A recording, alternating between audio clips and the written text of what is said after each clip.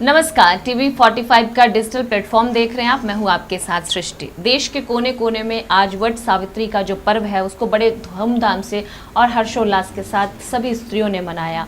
देश के कोने कोने में, चाहे वो शहर हो या फिर ग्रामीण क्षेत्र हो, हर जगह सुबह से ही औरतों को देखकर उल्लास दिखाई पड़ रहा था। सुबह से ही औरतें जो थी हर जगह बरगद के पेड़ के नीचे दिखाई दी, पूजा करते हुए, अर्चना करते हुए। वैसे भी कहा जाता है कि भारत परंपराओं का देश है, भारत सभ्यता का देश है और इसमें कोई दो राय नहीं है कि इन परंपराओं को और इन सभ्यताओं को जीवित रखने में सबसे ज़्यादा योगदान अगर किसी का है तो हमारे देश की औरतों का है।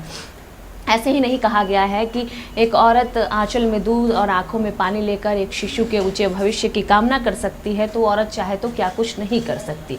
जी हाँ, बिल्कुल सही बात है। और इससे पहले भी अगर हम पौराणिक कथाओं की बात करें या फिर इतिहास को पलट कर देखें, पीछे की अगर हम बात करें तो कहीं ना कहीं हम ये पाएंगे कि औरतों का जो योगदान रहा है वो बहुत ही उत्कृष्ट रहा है। औरतों की जगह अब तक समाज में इस तरीके से कोई नहीं ले पाया है।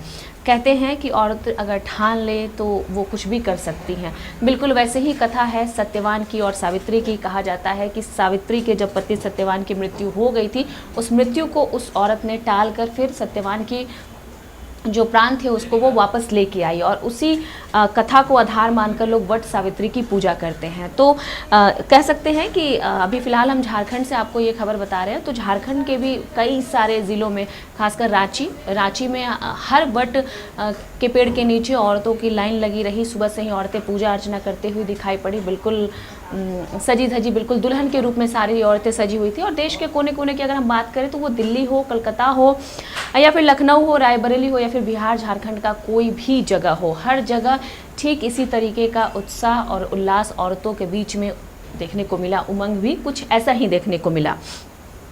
कहा जाता है कि बरगद के पेड़ के नीचे महिलाएं आज के दिन पूजा करती हैं, कलावा बांधती हैं, फिर 7 चक्कर लगाकर अपने पति के दीर्घायु होने की कामना करती हैं। वैसे भी औरतें हमारे सभ्यता और संस्कृति में हर तरह के रिश्तों को निभाने में सबसे अव्वल रही हैं। हर रिश्तों को किस तरीके से निभाना है उसके लिए उनके लिए पर्व भी हैं और वो करती आई हैं। तो बिल्कुल इस आज के दिन में अगर हम देखें तो महिलाओं ने अपना 100% दिया है। अपने पति की लंबी उम्र की कामना करते हुए उन्होंने ईश्वर के सामने चरण वंदना की। और इसमें एक सबसे अच्छी परंपरा भी है कि आज के दिन तो लकड़ी का पंखा होता है उसका भी प्रयोग करती हैं महिलाएं आज के पूजा में।